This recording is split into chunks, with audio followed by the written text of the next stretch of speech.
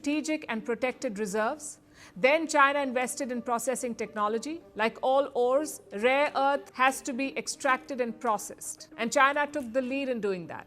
And since then, there's been no looking back. Exactly, they saw an opening in 1990s and took it. But what was this opening? This wasn't some monopoly that China had where only Chinese land had rare earths. No, no, no. In fact, if you go to your backyard and just dig up some dirt, it's highly likely that you'll find some rare earth. So the name is definitely a little misleading. That's what we named them when we first found them, and the name has just stuck. But the way China built up this monopoly was through refining and not necessarily just digging up rare earth. You see, if you dig up just, let's say, 1 pound of dirt, you'll probably have some rare earth. But to refine that rare earth, you likely produce gallons and gallons of toxic waste. Now that's the type of waste that you regulate because you don't want companies just dumping it in a river or a lake. That would hurt the civilian population. That's why Western governments have a lot of regulation relating to how to take care of the waste. And that's what raises the price for refining in Western countries. But in China, they didn't care as much. They were happy to take in as much business as they could get. And slowly, China was pretty much the only country that was willing to refine rare earths. And that's exactly how China built up the monopoly. Now, of course, this dependence is problematic, but it's not the end of the world. Because if you think about it, pretty much every country in the world is gonna need these minerals. So that means there's enough demand for other countries to come in and say, hey, I can fill that demand. I can loosen my regulations. That way, businesses in my country could refine rare earths and we can get some business, we can grow our economy. Now, in the short term, of course, this is going to take some more.